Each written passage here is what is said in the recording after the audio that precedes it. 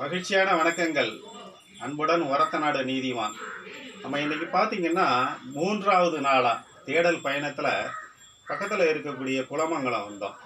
அந்த குளமங்கலத்தில் பார்த்தீங்கன்னா மாயோரத்தார் வீடுன்னு ஒரு வீடு இருக்குது. அதாவது நாட்டு ஓடு போட்ட பழங்காலத்து வீடு. அந்த வீட்டில் பார்த்தீங்கன்னா நிறைய பாரம்பரியமான பொருளெல்லாம் இன்ன வரைக்கும் பாதுகாத்துக்கிட்டு இருக்காங்க. நம்ம வந்த பொழுது பார்த்தீங்கன்னா ஒரு மரப்பெட்டியை நமக்கு காமிச்சாங்க.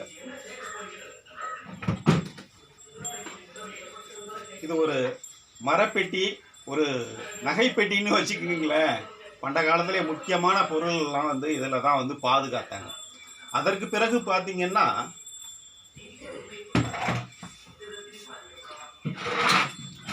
இந்த இரும்பு பெட்டியை பயன்படுத்தி இருக்காங்க. இதனுடைய அமைப்பு பார்த்தீங்கன்னாலே உங்களுக்கு இது எத்தனை ஆண்டு காலம் இந்த பெட்டியோட வயதுன்னு நீங்கள் தெரிஞ்சுக்கலாம். இதுவும் பார்த்தீங்கன்னா ஒரு அழகான வடிவமைப்பு கொண்டது. அவர்களுடைய இந்த நில வாசப்படியை பார்த்தீங்கன்னா அழகிய தோற்றம் கொண்டதா, நிறைய கலைநுட்பம் வாய்ந்ததாகவே இருக்கு. இன்றெல்லாம் பார்த்தீங்கன்னா இந்த வாசப்படியை நம்ம செய்வதற்கே பார்த்தீங்கன்னா கிட்டத்தட்ட ஒரு 3 லட்சங்கள் ஆகும். இதை ரொம்ப பாதுகாக்கிறாங்க. அதே போல் பார்த்தீங்கன்னா இந்த கதவுகள் நல்லா பலம் வாய்ந்ததாகவே இருக்கு. இந்த தூணெல்லாம் பார்த்தீங்கன்னா ரொம்ப பழங்காலத்து தூண். இதுக்கெல்லாம் வயதுன்னு பார்த்தீங்கன்னா கிட்டத்தட்ட ஒரு 100க்கு மேலே இருக்கும்.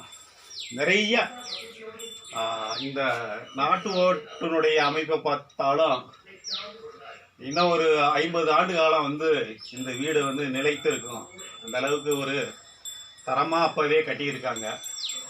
அதற்கு முன்னாடி பார்த்தீங்கன்னா இந்த சாவடி அமைப்பெல்லாம் பார்த்தீங்கன்னா நல்லா கலைநுட்பமாக கட்டியிருப்பாங்க. அதே போல் தான் பழங்காலத்தில் தச்சர்கள்லாம் அவ்வளோ ஒரு கோர்வையாக இந்த வீடெல்லாம் பண்ணியிருக்கிறாங்க. ரொம்ப அற்புதமாக இருக்குது இந்த வீட்டை பார்க்கையில்.